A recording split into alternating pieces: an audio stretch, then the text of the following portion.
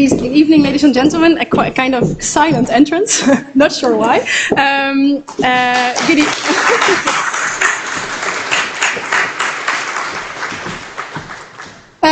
Good evening, dear SPIL members, dear ladies and gentlemen. On behalf of the Lustrum Committee, I would like to welcome you again back in these lecture halls. We are, first off, really grateful for the university to allow us to organize this event in a physical fashion. And I believe, if I speak on behalf of the Lustrum Committee and the SPIL board, that we are very glad to see your faces again. First, before I introduce, of course, our speaker and our moderator, a couple of practical announcements. I see that everybody got a seat at a meter and a half distance, so that is great. Please stay seated during the lecture. And at the end of the lecture, when you stand up, please wear your face mask again. When you're seated or when you're speaking, it's allowed to take it off. The evening will unfold in, we will have a lecture by around 20 minutes, and afterwards we will have a moderated discussion, conversation with both questions from live stream viewers at home, as well as in this room. You can just raise your hand and Mr. Brinkel will give you your chance to ask the question. Josephine, our chair of the Lustrum Committee, will be at the end of this table with her laptop, or over there? I will be. Okay, and she will monitor the questions that come in from live stream viewers. So everybody watching at home, also welcome. The discussion will be moderated, and then after at around 9 we will wrap up. And I would like to ask you to stay seated, because we will announce some exciting news as well, because this is not just the DS lecture that we do yearly, but this is also the kickoff of a strange but also hopefully wonderful Lustrum year, marking the 40th anniversary of the Study Association. So I would like to ask you to stay seated once the lecture is done, and then our guests can leave first, and please stay seated until further notice. And that leaves me to our moderator for this evening and for the conversation will be Theo Brinkel. He's right here. He's a professor by special appointment at this university, at the Institute of Political Science, in military and societal studies. And that leads me, of course, to our main speaker for this evening. With an extensive career at the Netherlands Navy, the Royal Netherlands Navy, is now the senior advisor to our Minister of Defense, also responsible for the preparation and execution of military operations, and recently elected as the chairman of the NATO Military Committee. Please give it up for our Chief of Defense, Rob Bauer.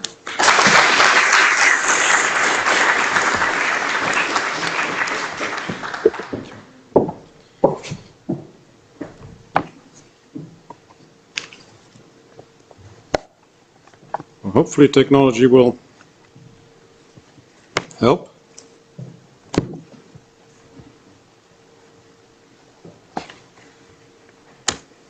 There we go.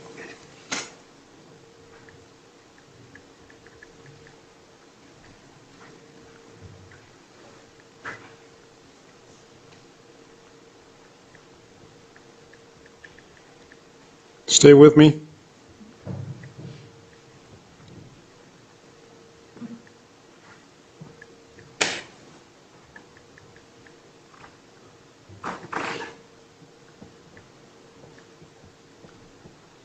There we are. Well, good evening all. Thank you very much for inviting me. And I understand this is a very special event because this is the first time in a long time that you can gather physically. Here you see me with the Minister of Defense dancing during the Vienna Ball in, what was it, February, I think. It's not my wife, this is the Minister of Defense. And thanks for whoever brought me this, so this is good. Good evening. Who is it? Thank you very much. Good evening to all of you. Let me first congratulate you with your 8th lustrum, and of course for, as I said earlier, for inviting me. I'm happy with this chance to talk to future politicians and members of public administration. And it's always my mission to tell as much people as possible about the armed forces. And it can be a closed-off world for civilians. So I'm going to make you a little bit more of an insider to this world, my world. And I've got a sort of call of arms to you, students of political science. But I'll get to that later. First, I'll try to take you into the world of servicemen and servicewomen. Some of you may have seen the recent TV program Kamp van Koningsbrugge. Who saw that program? Only a handful. This is a series in which civilians attempt to complete the selection for one of the toughest military trainings in the Netherlands, the Army Special Forces training. And do you know the saying, when the going gets tough, the tough gets going? Some of the toughest are in the Special Forces. And these men are asked to perform extreme tasks under extreme situations. Therefore, they're trained to the core, have perfected their skills to the bone. They're extremely fit, disciplined, resourceful, and focused. So what happens when civilians try to do the Army Special Forces training? Some of them had an excellent basic fitness, exercised regularly, had some good muscle on them, and a good physical condition. But they quickly discovered that the Special Forces are not just about physical strength. It's their mental strength that makes the difference. Without a strong mind, it's just a nice-looking collection of meat and muscles, which you, by the way, can buy in the form of the 2021 Netherlands Marine Corps calendar, €16.50 a piece, and the proceeds go to a charity. Now, a strong mind is what will determine whether or not you will crack under pressure.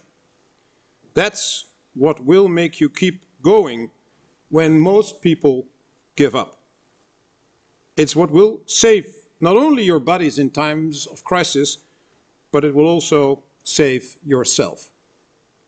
It's all about resilience. Can you bounce back when the going gets really, really tough?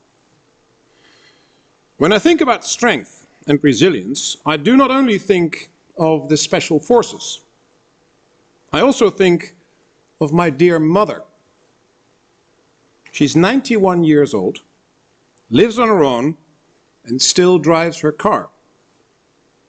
When COVID-19 came into our lives, including the first protective measures, I called her because I was worried about her well-being. Did she have enough supplies, groceries and such? As you can remember, toilet paper was an issue at the time. And I quickly found out I did not have to be worried at all. She was so calm and collected. Had gone to the supermarket every morning at 7:55 a.m. and was done at 8:30 a.m. She'd been scheduled for hip surgery, and to prevent her operation from being pushed back endlessly, she'd written a letter to her surgeon. I asked her, "Why did you do that?" And she said, "So he won't forget me," she said. Kind of silly that I was worried about my mother's well-being. She's lived through bigger challenges. She was 11 years old when World War II began, and 16 when it ended. She had missed out on a big part of her teenage years of the Nazi occupation, because of the Nazi occupation of our country. She lost 2 husbands. One when she was 32, my biological father, 6 months before I was born, and one when she was 78, when my stepfather died. But none of this has made her bitter or angry. She never blamed others, but always talked about her own responsibility to pick up her life again and move forward. It made her resilient, self-reliant. It's the resilience that sometimes misses in generations much younger than hers.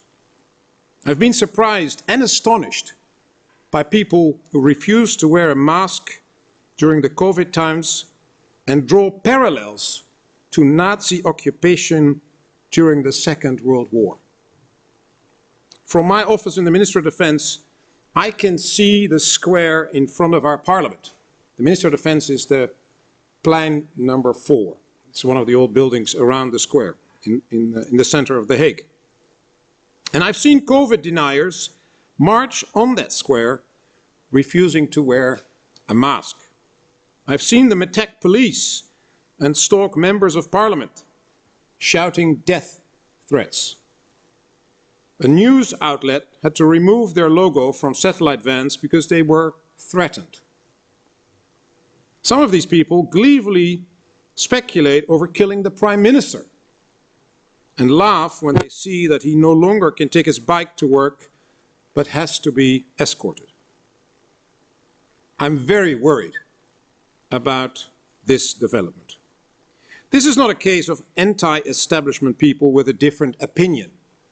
This is not a case of tinfoil hats and a colorful homemade website with pictures of crop circles. These are people who are willing to disrupt the world violently. They spread theories of disinformation and division, sometimes unknowingly filled with Russian conspiracy theories like accidental Trojan horses. I'm concerned about this because I see they are treating people who do not share their opinions as their enemies. There's no room for anyone who disagrees with them. They put their own interest above common interest. This can tear the fabric of our society. Now let me explain my concern from the perspective of teamwork in the military. In the military, we put common interest above the individual. Being strong is not always about being the fastest alone, but about making sure the group reaches its goal. Because whether you survive or not in times of war or conflict is dependent on the group you are in. When you are wounded, your colleagues will do everything to take you with them. Leave no man behind. That sense of unity, of fighting for each other, is strong. It's what people love most about serving in the military. It's what they miss most when they retire or leave. This is why we in the military speak of a band of brothers and sisters. Every man and woman in the team has a specific role, and together they form a solid team. The American General George Patton, who served during both the First and the Second World War, described it aptly in a speech he gave multiple times to his troops in 1944 before the liberation of Europe. And I have redacted the quote a little bit, as the general was famous for his profanity. Every man does his job, I quote, serves the whole. Ordnance men are needed to supply the guns and machinery of war to keep us rolling.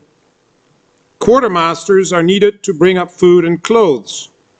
Every last man has a job to do, even the one who heats our water. General Patton explains that a team depends on solid and trusted members. When a platoon, a squad, or a brigade feels that there are cracks in this unity, there is a sense of real danger. We survive as a team, or we die as a team.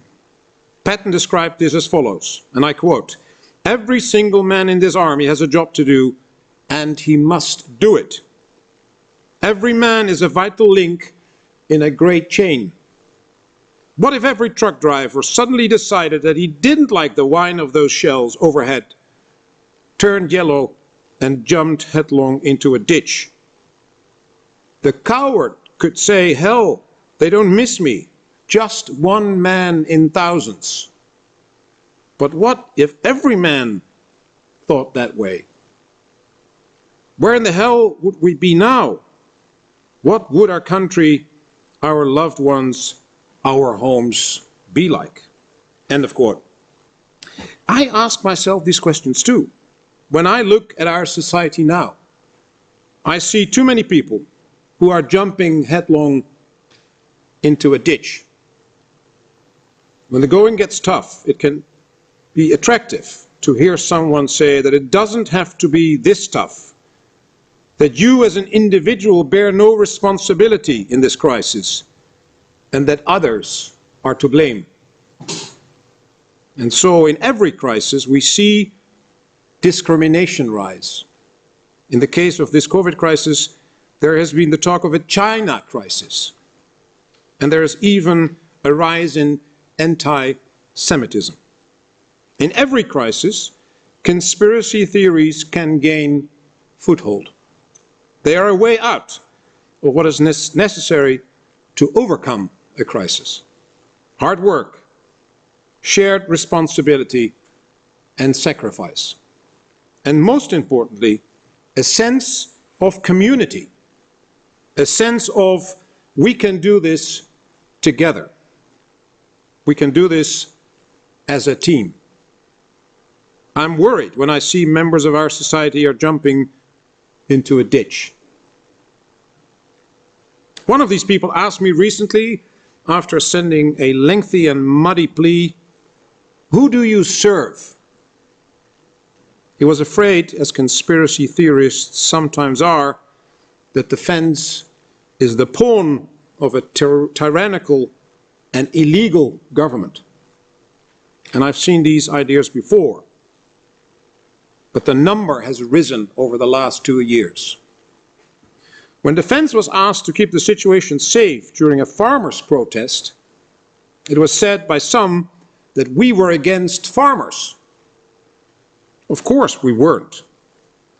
We were asked by the mayor of The Hague to prevent the disturbance of public order, protect the roads, and destruction of property.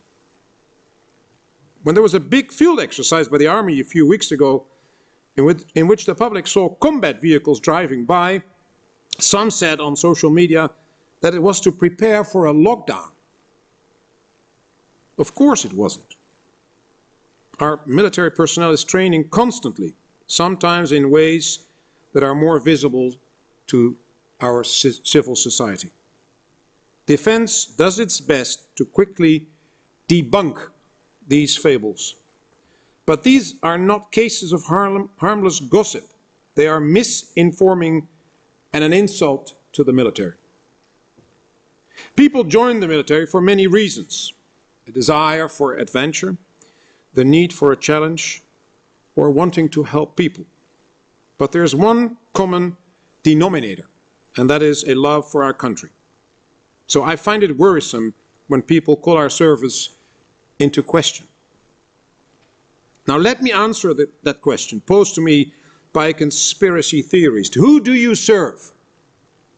I serve the armed forces. And the armed forces serve the Kingdom of the Netherlands. So in other words, I serve my nation. Every soldier has taken the oath or has promised the following three things: loyalty to our king, meaning the government, obedience to our constitution and other laws, and last but not least, submission to disciplinary law. And so have I in 1985. The armed forces will protect anyone in our kingdom. Anyone, regardless of their faith, political preference, age, skin color, gender, sexual preference, and so forth, and so forth. We go where we are asked to go by the government. And any mission abroad is decided upon by our government. A government which is formed after legal elections and an agreed outcome, which is still a bit of an issue across the pond at the moment.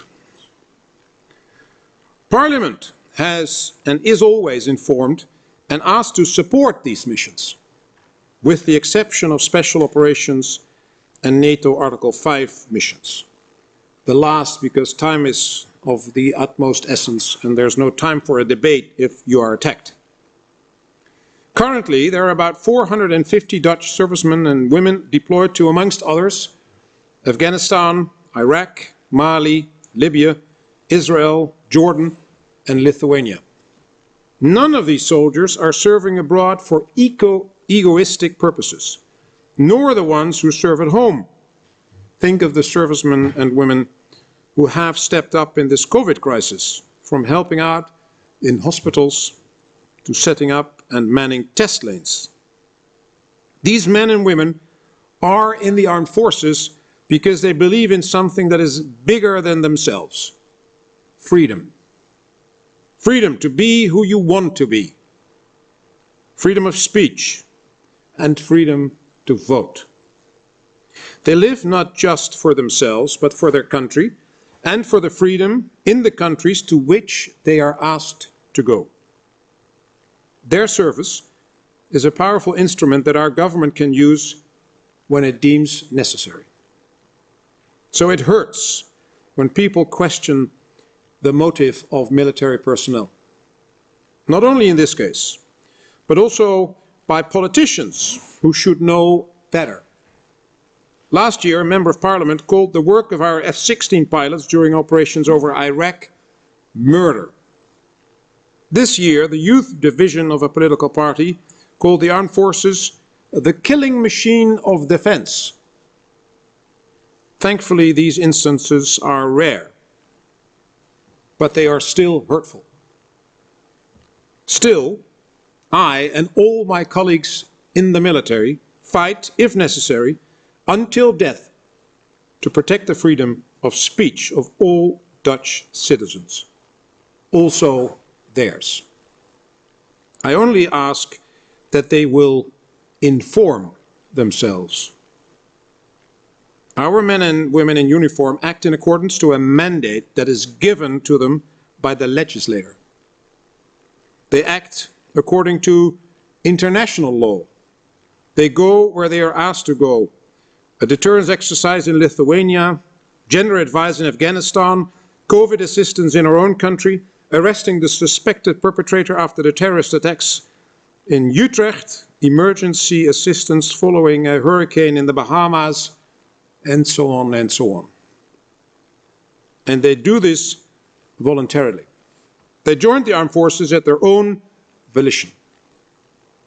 Centuries ago, the protection of our cities, of our country, was a shared responsibility. Almost everyone contributed to the safeguarding of their own town or village. Now, we've got over 40,000 professionals who have taken this safeguarding upon them for our whole country. Critics can foul-mouth the armed forces all they want. All I ask is that they inform themselves. The existence and usage of the armed forces is defined in our constitutions, Article 97 to 100. If you want to change the purpose of or the way the armed forces operate, change our constitution. If you want to disband our armed forces, make sure you have a two-thirds majority in both houses of parliament, and I will take off my uniform and change into civilian clothes. I will be sad, because mostly I will not agree for the reason, because the threat is still the threat, but I'll follow the law. As will the other 42,852 servicemen and servicewomen. So I ask critics to take the constitutional route if they don't like how it is now. organize a civilized debate. And in the meantime, I hope critics are respectful to our military, which consists of people who voluntarily join to serve and protect their country, its people, and freedom and peace worldwide. Because a polarized discussion only makes for a more divided society. And that's what our enemies like to see. Enemies hate a resilient society. Our enemies hate strong alliances, such as NATO. The best way to annoy your enemy is to show that you are strong, resilient, and that you are not alone. Next year, I will become the chairman of the NATO's military committee. I will do everything to keep annoying our enemies by maintaining the strong bond of our transatlantic allies. As a small country in the middle of NATO territory, the Netherlands has enjoyed a feeling of peace and security for decades. And although that is great in itself, I think it also has led to a misinformed image of the actual threat in Europe. We haven't paid the 2% contribution to NATO, despite repeated promises to do so since 2014 by our Prime Minister. Some say that the 2% means nothing, that it is only a percentage. That, however, is not true. The 2% of our gross domestic product, the GDP, is the amount of money that is required to form an armed forces that is able to counter the threats against our nation and in general the alliance, if you look at all the 30 nations, the 30 NATO members. Through the fog of peace, it didn't seem urgent.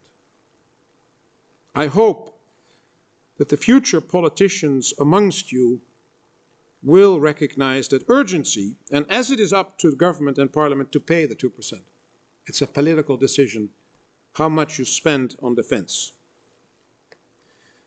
We've advised a long-term political commitment to the EU and NATO in our defense vision for 2035.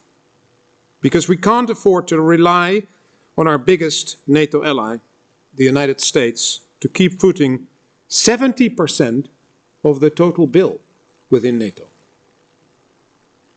The President-elect of the United States, Joe Biden, is said to have a bigger focus on Asia than on Europe, continuing the Asia pivot of the Obama administration. He will also keep calling us to contribute more to NATO, though in a different tone, most likely, than the current president. Also, we've seen that Russia and China have been increasing their defense budgets by billions of dollars. And we've seen that they have increased their information operations. They are arming themselves not only with warships and hypersonic missiles, but also with tools to attack the cohesion of a society, our society. And that is what I need your help with. Let me explain. There's a quote by military strategist John R. Boyd that summarizes this threat. Machines don't fight wars. Terrain doesn't fight wars. Humans fight wars. You must get into the mind of the humans. That's where the battles are won. There's a right way to do this. For example, in the UN mission in Mali, we researched the Malian population to understand what kind of people they are, what their needs are, and how we can support them. In the Baltic states, we researched what safety means for that population, to serve them better in the NATO deployment enhanced forward presence. This kind of research is legitimate, and it supports the effort of our military personnel. What I'm worried about is the illegitimate mind battles. Conflicts of today are more and more about influencing what people think, about what they see as true and valuable. A few examples. On the 17th of July, Russian separatists and I'm talking about 2014, Russian separatists in the Ukraine shot down flight MH17, killing 298 people, of whom 193 Dutch. To this day, Russia is denying involvement and actively spreading disinformation. In April of this year, a forged letter by NATO Secretary General Jens Stoltenberg was sent to the governments and media outlets in Lithuania. It stated that the organization was withdrawing its troops from the country. Some outlets published the story. 3. A French media outlet has falsely claimed that the NATO exercise called Defender 2020 was the cause of the spread of COVID in Europe. The website has ties to Inforos, a news agency that has been linked to the Russian military intelligence. These instances of disinformation are attempts to test our nation's resilience. Just as Russian fighter jets regularly attempt to fly into Dutch airspace, trying to test the speed of our response. We've even seen Russian bombers in our airspace in 2018. But notice that with fake stories, they don't attack us physically. They attack our ideas of what is true and valuable, wanting to create confusion and division, and aiming to destroy the roots of our democracy. Of course, disinformation has been used before. It's of all times, by the Soviet Union, for example, but also by the Allied forces during World War II.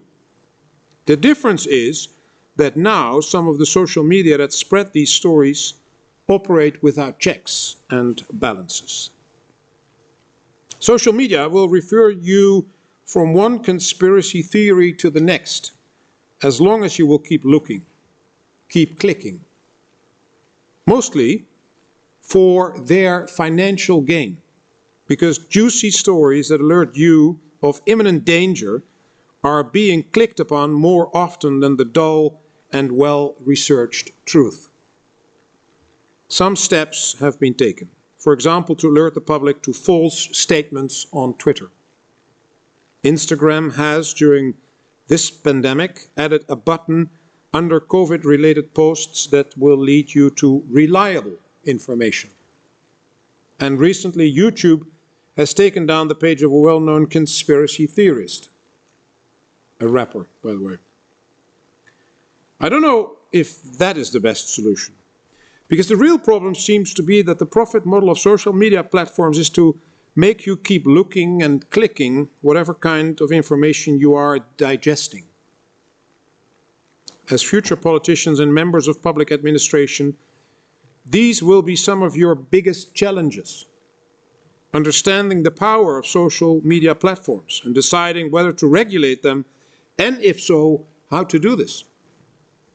Making algorithms work for us instead of against us. Making people more resilient to clickable disinformation. So many people think they are using a certain medium to investigate the truth, not knowing their investigation is shaped by that medium, not knowing that this medium profits from your investigation. I remember a disturbing headline from last year. Facebook is putting a halt to Russian influence of Africa. The company had removed tens of fake accounts and pages which were targeted to 1 million people living in 8 African nations such as Libya and Sudan. And these accounts were focused on influencing the opinions of civilians in these countries. They were controlled by organizations owned by a Russian businessman with close ties to the president of Russia. A man who had previously been indicted by the US for interfering in the 2016 presidential election. Let that sink in. 1. A social media platform is seen as being able to influence whole countries. 2, opinions are worth that much. Bending opinions toward the goal of a state are a scary tactic. So in these times, having and keeping a clear and critical mind is more important than ever. A clear mind untainted by ill-willing parties. A resilient mind able to recognize disinformation.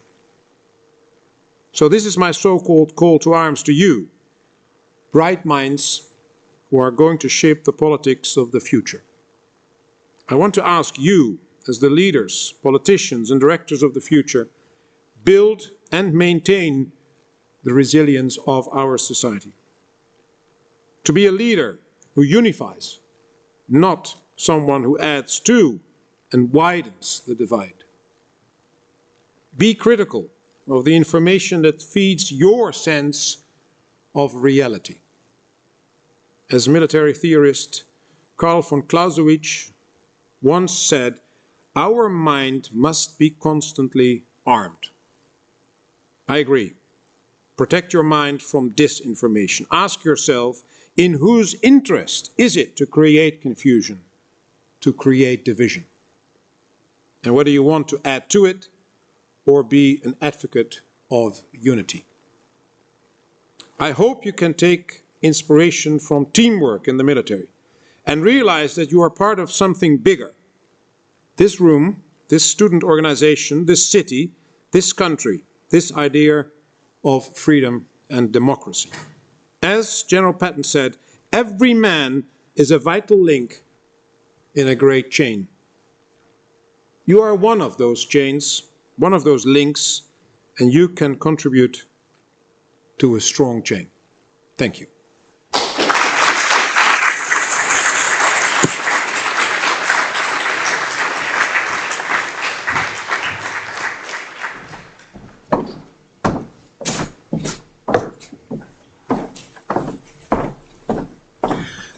Thank you very much, Admiral, for your very, very inspiring words. And I think that at Leiden University they are on fertile soil because, as you may know, the university was founded in 1575 as a reward for the town of Leiden that had been under siege from the Spanish forces during our War of Independence.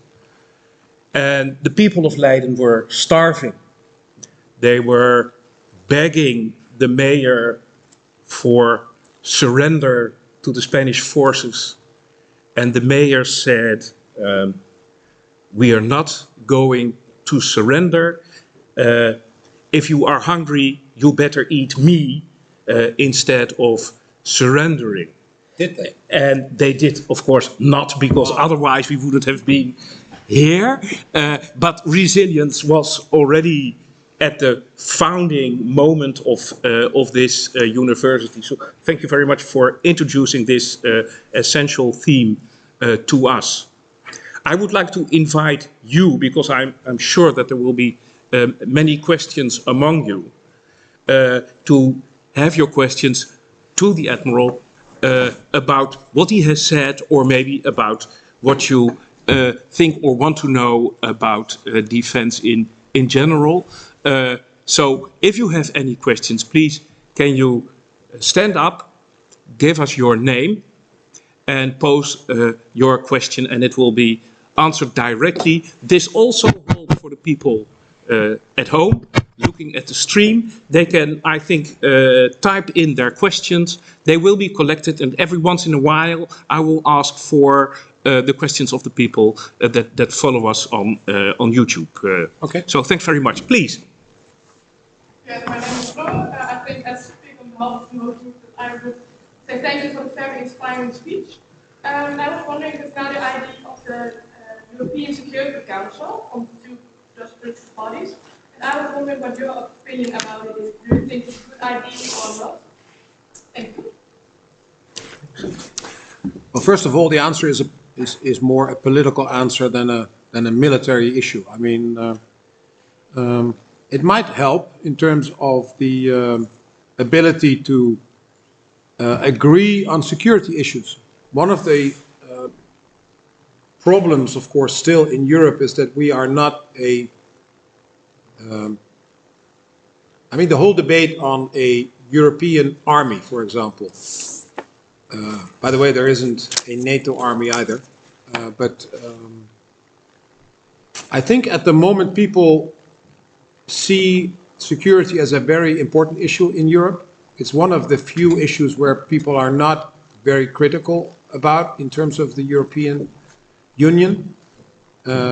So Europe has, the EU has changed its direction towards also security and safety issues. But it is still difficult because it is still 27 or 28 nation states that all have their own parliament and their own priorities and their own interests. And it is not like one body. Europe is not one nation. And so it will be difficult to have a common view on this particular thing. People will not accept at the moment, I would say, that Brussels decides on the deployment of forces to a mission. That will still have to be the capitals of the nations where the soldiers come from. So, but it might be a good thing for, it might help to focus on certain security issues if the nations come together in such a security council. But of course, whether it happens is primarily a political debate. Okay, thank you. Question, yes, please. I'm Niels. I was wondering, in the beginning of your talk, you said that the army will always protect all Dutch citizens, regardless of their race, their religion, the color of their skin, but also that you always act on behalf of the elected politicians of the government. What if those two would at one point go against each other? What if we have a government that tells the military to act against certain groups of our population because of their religion, for example? How would military react to that? Because I can't imagine actually accepting such a directive, but what would the response be? What is the right word for a rechtsstaat? Rule of law? What is the word for a rechtsstaat? Come on. Okay, then I'll use the Dutch word. There's two things that are very important in this case. I would say there is democracy and there is the rechtsstaat. And it means for me that both needs to be aligned. So if there is a majority of idiots that want to do something that is against the rechtsstaat, I will not deploy the forces when I'm ordered to do that. Because the two things should be aligned. So a politician that has the majority to do something against the law is something the military will not do. I think that is the basic answer to your question. Thanks. Anybody from here? Yes, and then we will go to the questions that are streamed. Yes, please. Yeah, it's to continue with the question before. People, it's also the people that change the laws, right? Yeah. So if there's a majority of idiots that change the law, and the law becomes something against the values of not going against based on religion or skin color, how does it work from that? I think that happened in Germany in the 1930s. And that's a very scary situation. And then it comes to my own conscience and the conscience of the military men and women in the armed forces to say, I will leave the force. I will, because I know I don't want to be part of that system. But if that happens in a country, and it's not a process of 2 days, it is a process of years where slowly, like in Germany, the late 20s, early 30s, then it began slowly until it sort of at a high was the Second World War. But it is a creepy thing if you think about it, where we start telling each other things that are against the law, and suddenly there is a majority, or even a two-third majority, where you can change the constitution, where it says we have equal rights. We are all the same, not the same in terms of character, etc., but we have similar rights. All have the same rights in the nation, in our country. If a nation starts to change those laws, like unfortunately we see in Europe, in certain nations there is scary things going on. So it is something I'm concerned about. And the funny thing is, we are all blaming politics for the fact that it is so divided, but we vote. You vote. And if there is, like, in the next election, one party with 30 plus votes or seats, one party with 20 plus seats, and then 5 or 6 parties with 15 seats in Parliament, then we will need 5 parties to form a government. And it doesn't make it easier. It's not the politicians to blame, it is us, the people who vote. So people have to think about how they vote. I won't say to you on which party you have to vote, but you have to think about not only what is the party that is interesting to you, but if you want to rule a nation, if you want to do something for a nation, you have to have an effective government as well. Thanks. Some questions, maybe. Is that a follow-on question on this issue that we have here? No, let's have questions from people at home. You have one? From the live stream from Ingrid, and she asks, how can we as civilians contribute to your work and mission? Wow, that's good. That's a good question. Don't ask what the nation can do for you, but what you can do for the nation. John F. Kennedy. But I think it is very good. I think there is several things you can do. I think there is a interesting program ongoing which is called Defensity College at the moment. I don't know, has anyone heard about it?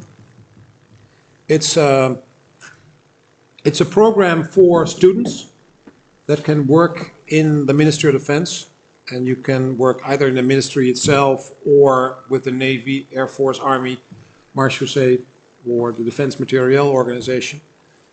And you can gain some experience in that organization, and you will learn something about defense. An interesting thing about it is that people who come for interviews in the beginning of that program, they don't know much about defense, but about 80% of them want to work for us after they almost leave the program. I think it's a maximum of 2 years. I don't know exactly. Where's Mike? Is it 2 years? I think so, yes. Yeah.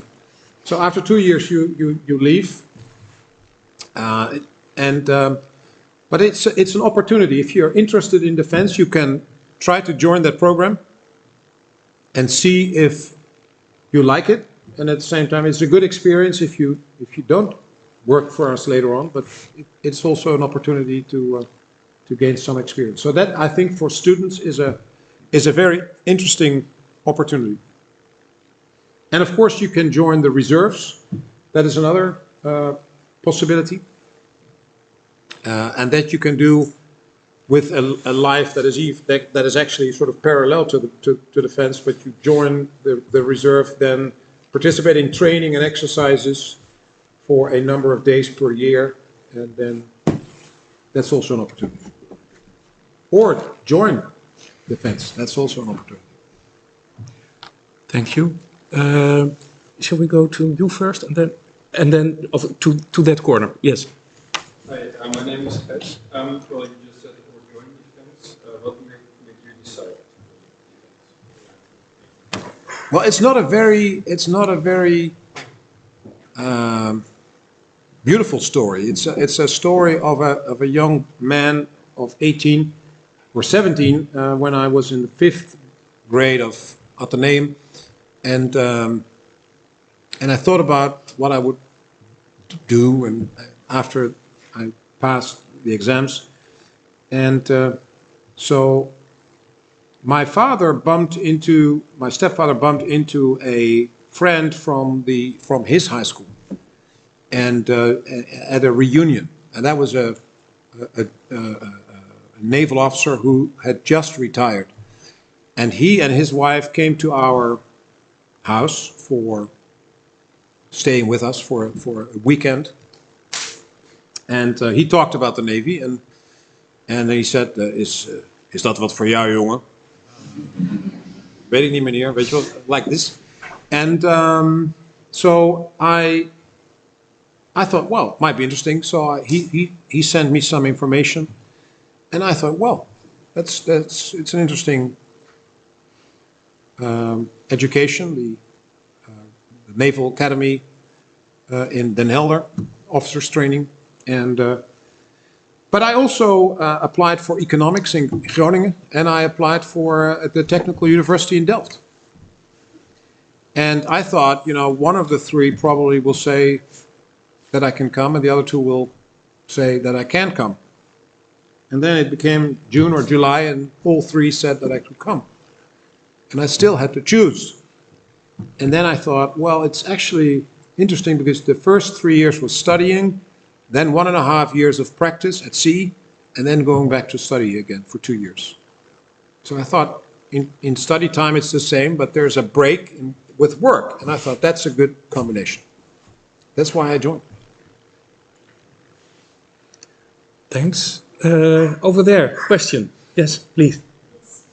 My name is Sura, and I was wondering, you talked a lot about conspiracy theories, and I was wondering if you have any ideas on how to stop those ideas from spreading, and if NATO should or can have any role.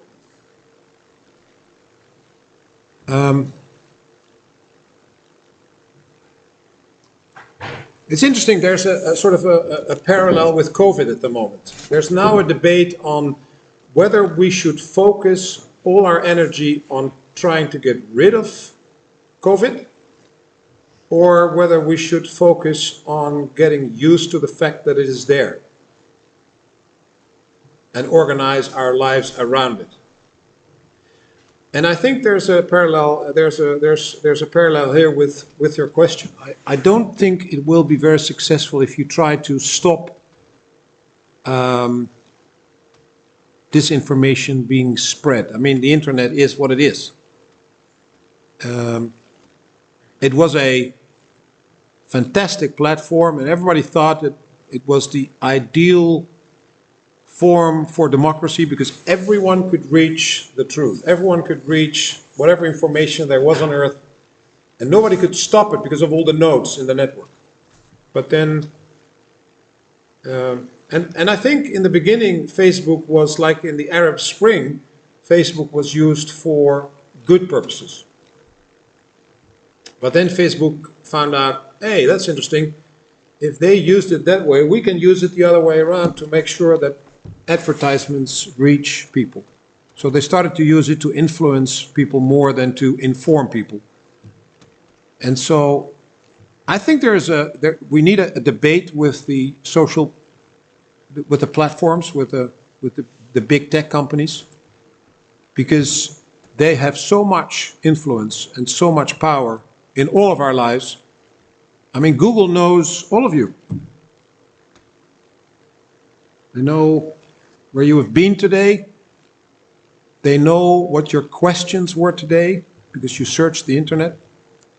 It's the biggest intelligence company in the world, Google. Bigger than any intelligence company or any intelligence organization of the government.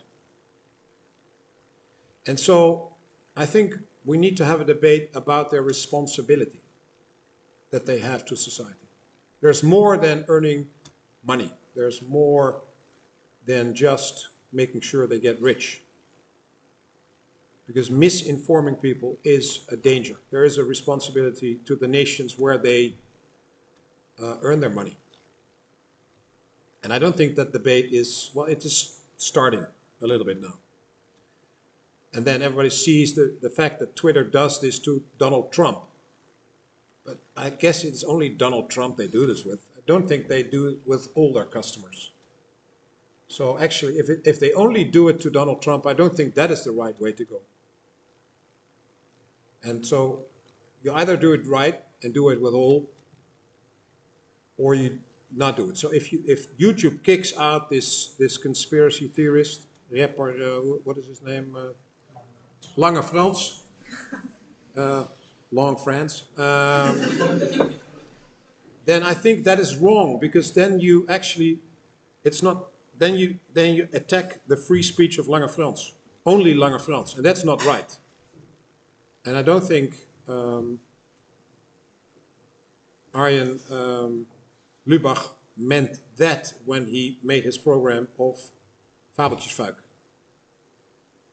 But I think, so one side is you can't stop the disinformation being spread, but you can teach people how to deal with information which will include disinformation. So we have to teach young people and older people to find their way in the huge mountain of information which will contain disinformation. But now, as Lubach has shown, within 3 clicks after asking a question about a vaccine against COVID-19, he was in a conspiracy. There were only conspiracy things he could choose from on the right side of the screen in 3 clicks. Well, that's ridiculous. So people actually think they found the truth, but they didn't. They were led in a way so that Facebook can earn the most money. So we have to it's about the resilience where we have to find the answer, I think. Not in stopping the disinformation or information, it's there. Anybody from that side? Question there. Behind the cameraman, there's... Okay, yeah, please, for you. Hello, my name is Peter Dalen. My own father has served under your command in the late 80s. I know your father, Peter. Yes. Yes. And I was informed on Facebook that you were going to be here tonight. yeah. Congratulations. Thank you. Baksmaat of fair wind again. And often at the kitchen table when the conversation is about good leadership and good party, your name comes across. What is the biggest lesson you give us, as you say, the leaders of the future, about leadership? Wow.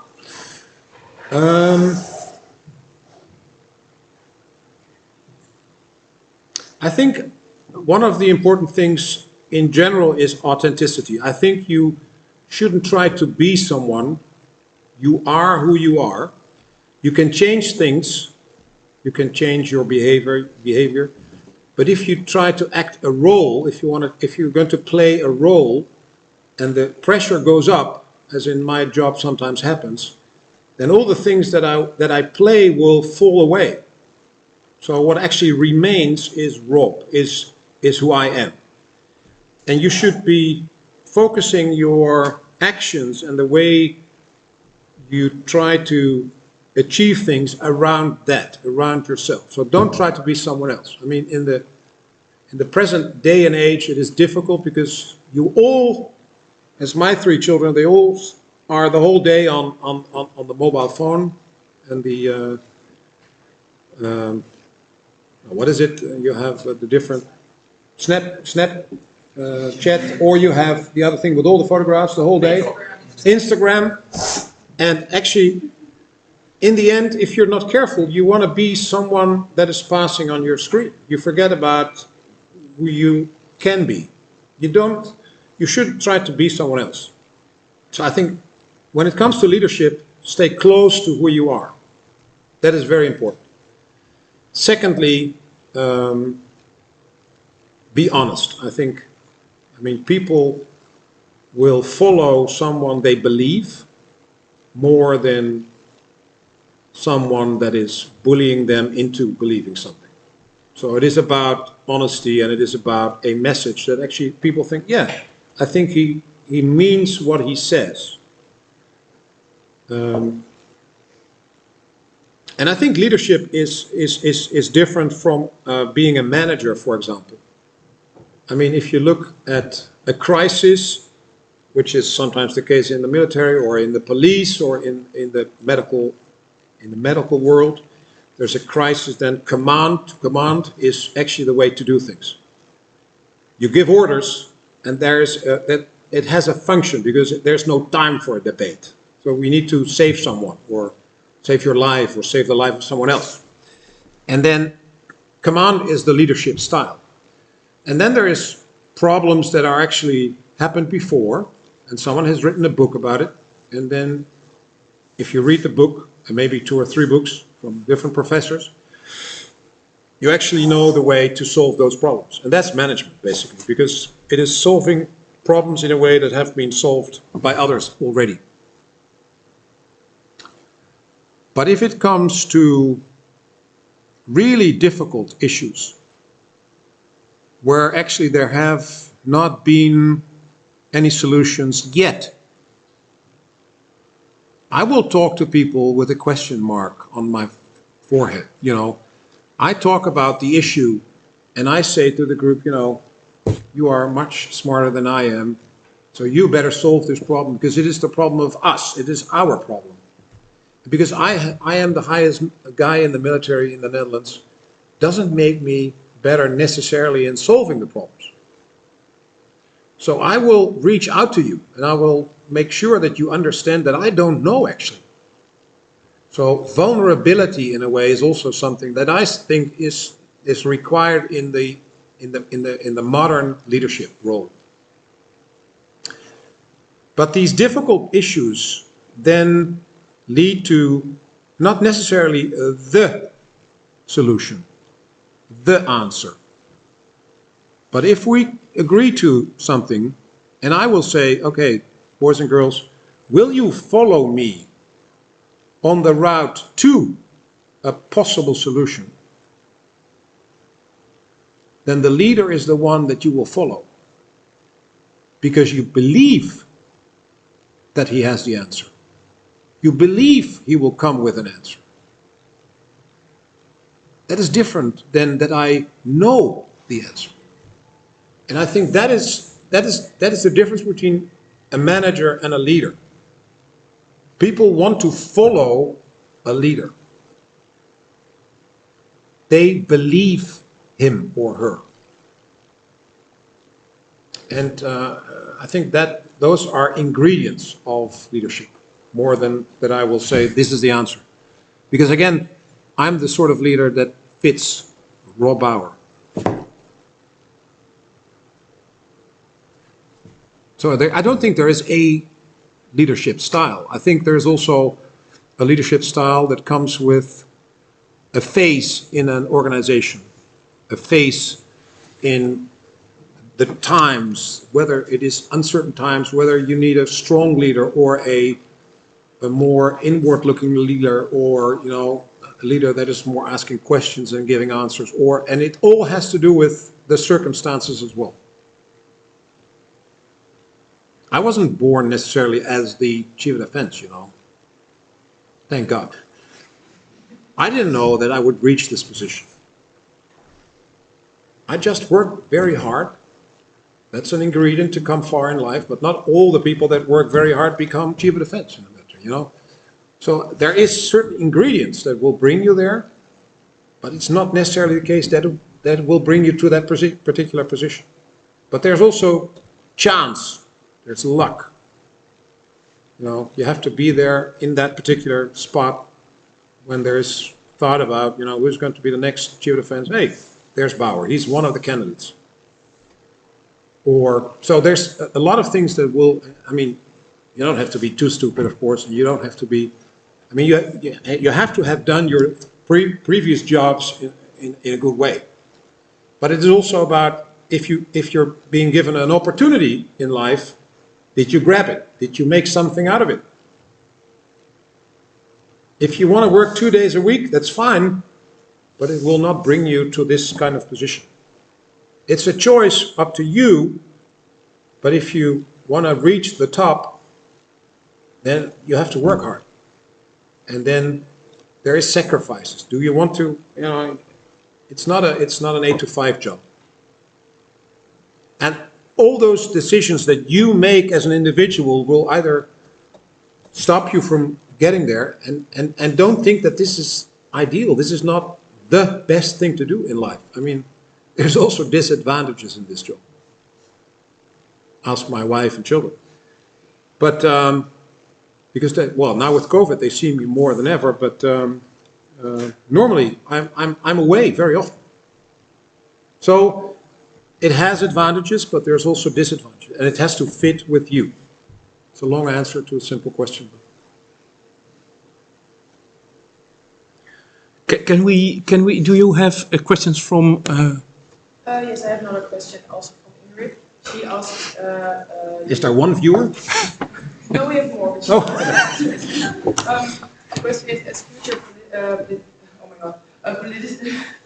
and future advisors, what would you say needs the most priority and more funding in the armed forces?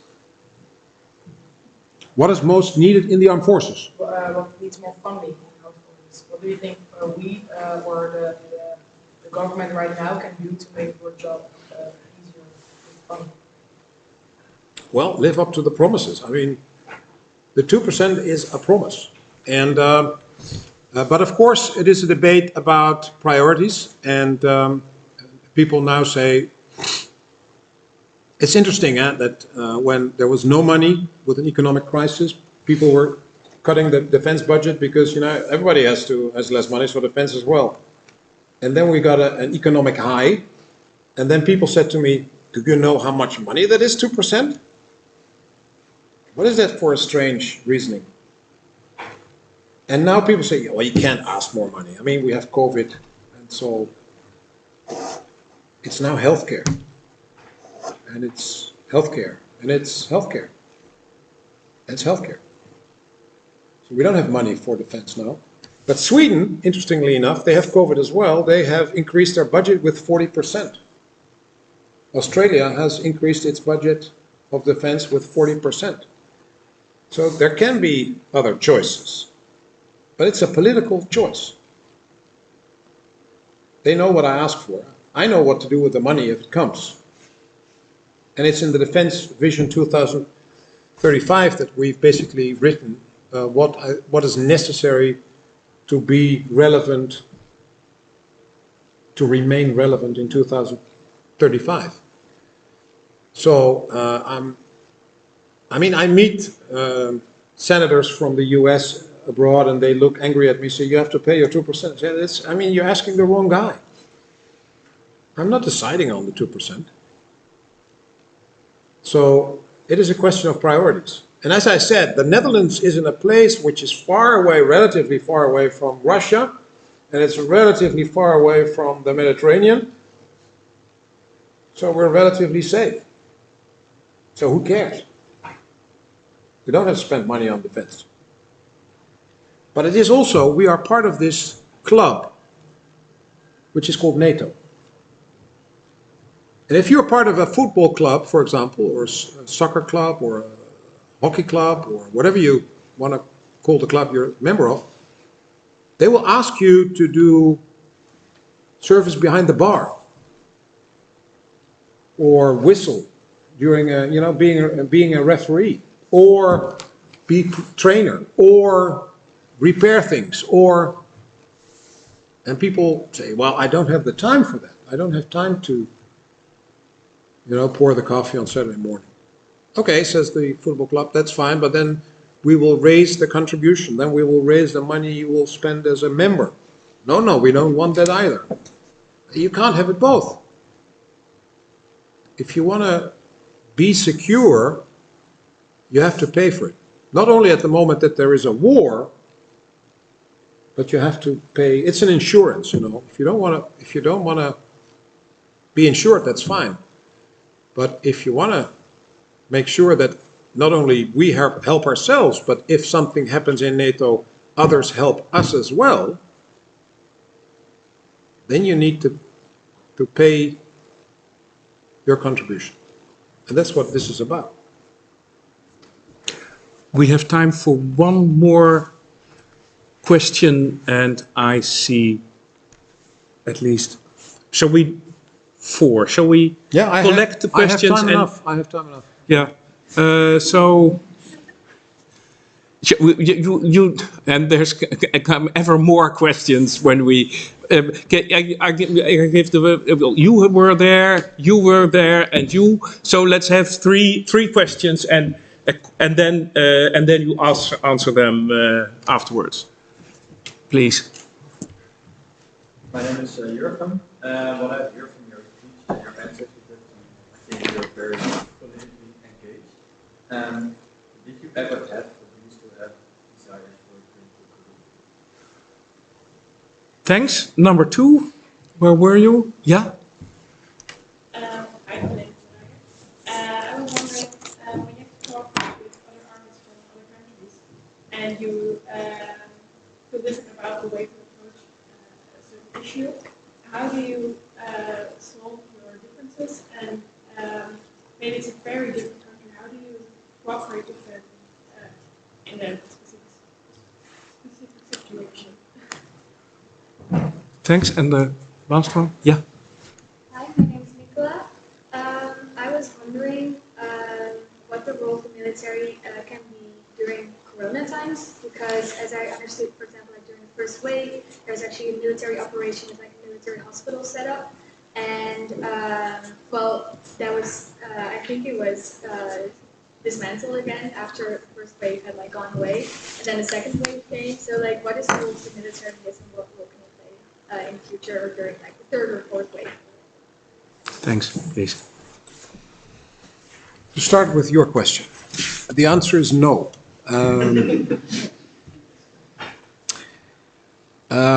But it's interesting. I had an interesting discussion with a journalist about this, and he asked me the same question. And I said, no, because I mean, the way things are being done in Parliament is not my style. I don't think it is. I don't think I would fit in. And then he said, but if you disagree with that, you actually should participate in it so that you can change it. And yeah, of course he was right there, but no, the answer is no. I think as a professional, it is very difficult. I mean, in the political arena, there are deals. There's always deals about money and priorities and things. And so they will deal against each other things that are not connected at all. And one party wants this and the other party wants that. And they say, okay, if you get this a little bit more, then you get a little bit more of this, or the other way around. We have cuts in the budgets, then we cut this a little bit. And the debates are always like, if there's more money for defense and security in a coalition government, then, for example, on the left side of the political spectrum, people say, okay, then we need to do more on education. And so if there's 75 million for defense, there has to be 75 million to education. They're not necessarily connected, but they are connected because of the coalition. So it's not about the content, it is about the dealing and wheeling. And I don't think I'm very good at that, if it's not intellectually connected. Your question was a broad one, actually. It was about international cooperation and how I would deal with people that are difficult to deal with. And I think the Netherlands has proven over the last 25 years that everything is possible when it comes to international cooperation. People say you actually cannot work together internationally because of the issue of sovereignty.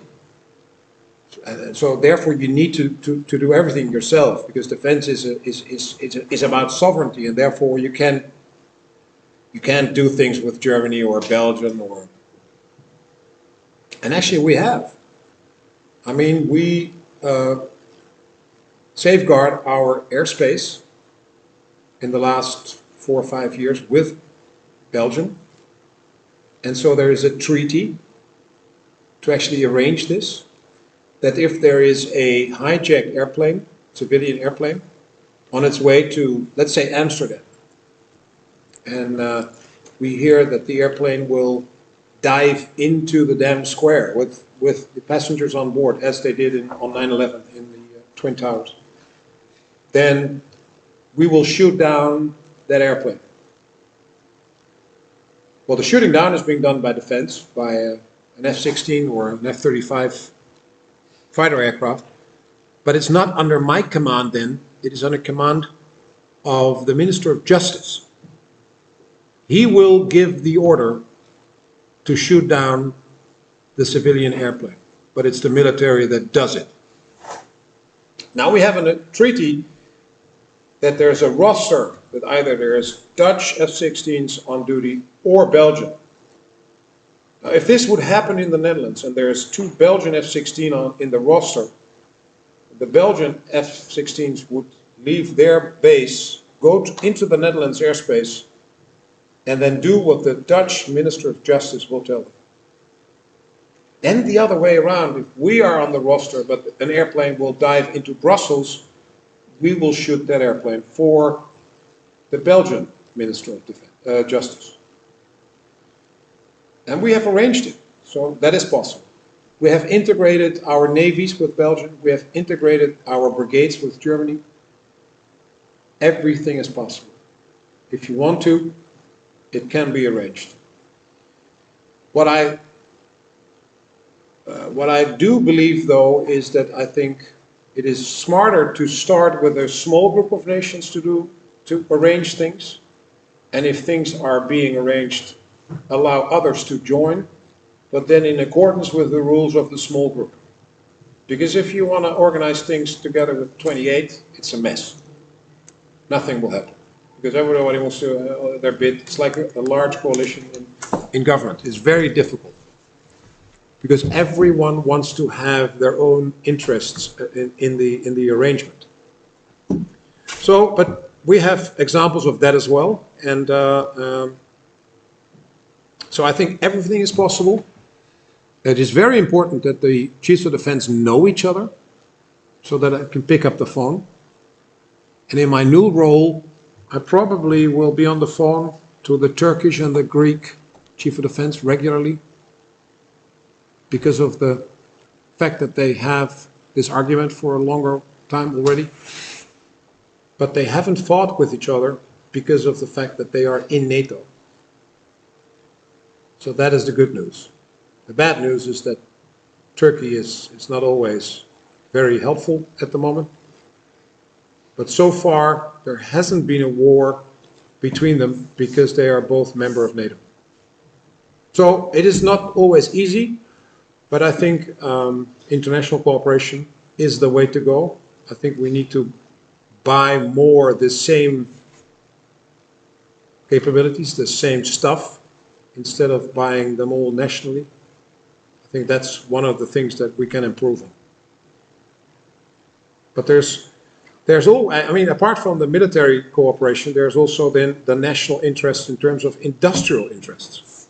To give you an example, 8 years ago, I was the director of plans, and I talked to my German colleague, and we agreed basically on building the same type of frigate. Build some in the Netherlands, build some in Germany, but the same with the same capabilities to lower the costs and to. And we agreed. So, and then the then chiefs of defense, yeah, they said that's a good idea. And then the ministers of defense said, yeah, that's a good idea. And we were almost going down that lane. And then the industry went to Bundeskanzler Merkel and killed it because of the German industrial interest. So there's more than just defense. There's always multiple interests where you have to deal with. I don't know, it's a satisfactory answer, but that's part of The very broad question you had. Thank you again for the coffee. It was you, wasn't it? You have to help me again with the question. What was? I'll say it again. Yeah, my question was about the role of the military in Corona times. So, Yeah. Please. Okay. The interesting thing in the beginning was that the place where we actually were helping was because of the fact that there was because of the huge change in the situation as a result of COVID. For example, in the hospital, everybody walks on a very thin line when it comes to you know, if you want to do the job in accordance with all the rules and regulations in a hospital, you walk on a very thin line. It's rules and regulations from, I mean, medical rules and regulations, from the different professional groups like the surgeons and the anesthesiologists and they all have different rules, so that they have to work in accordance with all those rules. Then there is the Ministry of Healthcare. Then there is, of course, the different organizations that check whether things are being done correctly. The toezichthouders, I don't know what you call them, but supervisors. Well, the toezichthouders. Your English, so I'm sorry.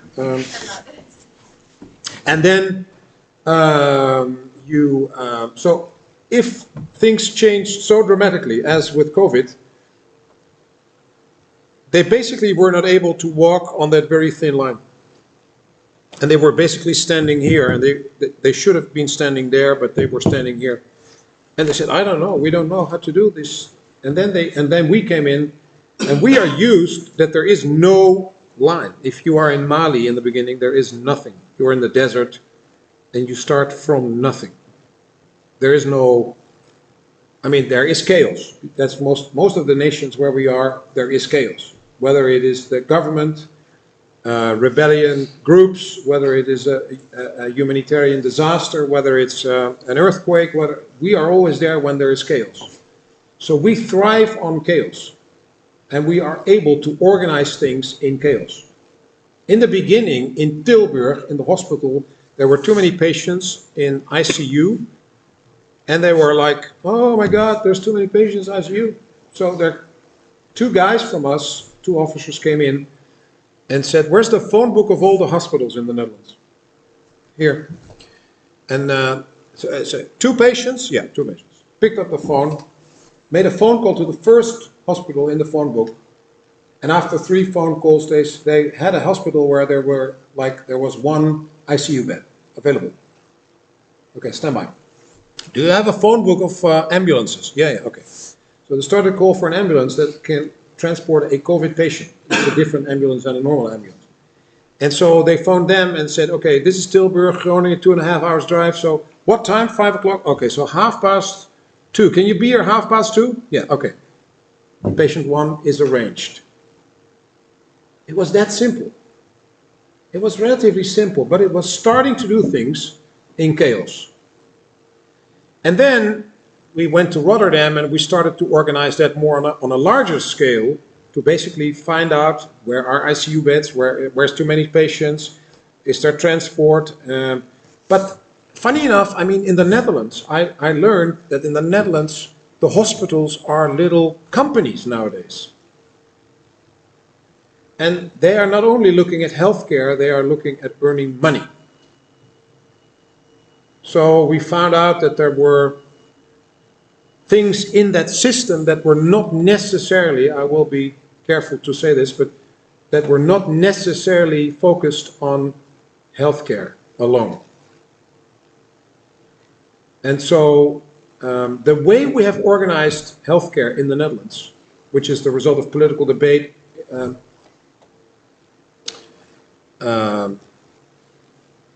is what it is. But it doesn't allow the Ministry of Healthcare to say to a hospital, you do this. Then the hospital says, you're not my boss. I talk for money to the insurance companies, and I'm the one who decides what, who my patient is. So it is a complete different organization than the army or the armed forces, where I am indeed the boss when it comes to operations. The police isn't even that. The national police isn't even that. Because we have organized ourselves in the Netherlands with 26 security regions where the police and the public prosecutor and the mayor are in charge of the security of that particular region. And there's very little situations where there is a national crisis so that, for example, the prime minister can say, we're going to do this and that. So we have decentralized many things in the Netherlands in a way that are not helpful in a pandemic. So we were able, during that pandemic, to help where people were unable to see a solution. And once we helped them towards the first sort of changes, they started to do things themselves, and then we went away again. We shouldn't stay. We shouldn't take over jobs that can be done by civilian society. We have trucks, we can transport things. I mean, there's a lot of unemployed drivers. There's a lot of companies that need more work. So actually, yeah, you can drive things if it is truly a crisis. Like they did in Italy. The army helped to transport bodies, dead people, because of the COVID crisis there. Then it's probably good to have the army doing that. But there's a lot of things that can be done by civil society. But we basically help to organize and create to bring a chaotic situation to something that they could basically help themselves when we had created the oversight in the beginning. And that's basically what we do again. Now there's the snelteststraten, the test sites where you are going to be helped very quickly and with a quick result. There's like 20 of those planned in the Netherlands, and they needed in the beginning 1,000 people to man them. Now there's only one organization in the Netherlands that can do that. We can bring up from 0 to 1,000 in 24 hours. Nobody can. So that sort of help is what we do. As we had 1,000 people in St. Martin after the hurricane, after 1.5 weeks. There's not a lot of organizations that have that sort of surging power to bring in a lot of extra people. But as soon as possible, we will leave the test sites and leave the manning of them to civilians that are being trained by Randstad at the moment. So it's a combination of helping out when truly nobody else can do it, but as short as possible. Okay? Thank you. I need to be the bully in this whole structure and finish the discussion with these last words. I think it was it always amazes me how broad the issues are and also how intense the issues are that you can discuss when you discuss and listen to a military leader such as you. So thank you very much for that. But I will gladly give the floor to Annabelle to say the final words. I'm going to take it off again. Yes, thank you so much for the inspiring words and the interesting conversation. I believe on behalf of everyone who was watching and everyone who was here, it was a really inspiring insight in your work and in the Ministry of Defense. So I would like to give one more big applause.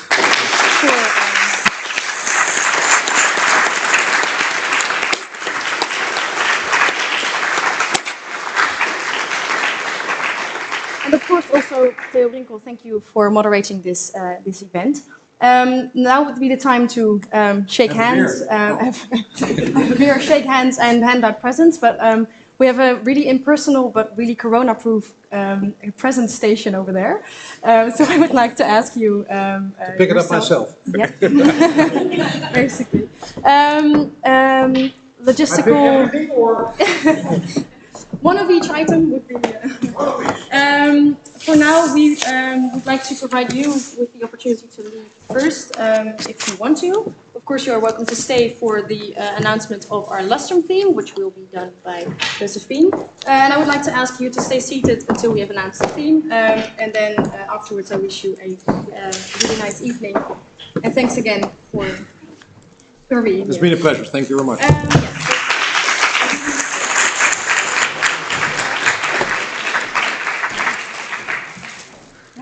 Okay.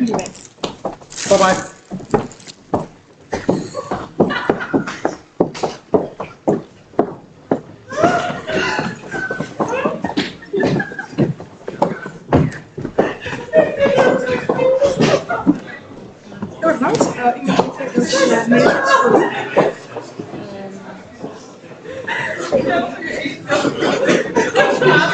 Okay, everybody can stay seated for just one more few minutes. As you all know, this is also the opening of our 8th Lustrum year at the Spil, of 88 Lustrum Spil.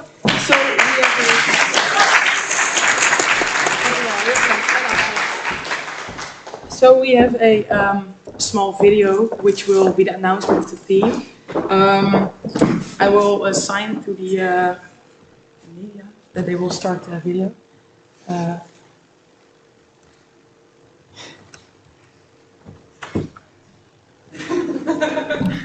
Hopefully.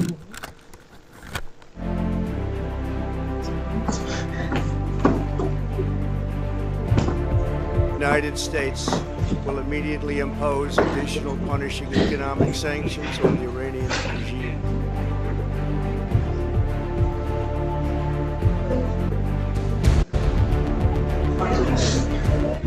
Het coronavirus houdt ons land in de greep. Alle eet- en drinkgelegenheden in Nederland sluiten vanaf 6 uur vandaag de deuren. Beelden ziet rond van de overvolle stranden. If you bear with me, I'm gonna put it on the screen. We blijven dus zoveel mogelijk binnen. I don't want you all watching. Okay.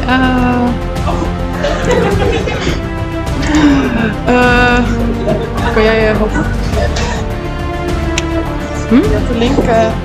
Ja, weet ik. Je had de link naar jezelf gestuurd, toch? Ja, dat weet ik. There's something about you that caught my eye.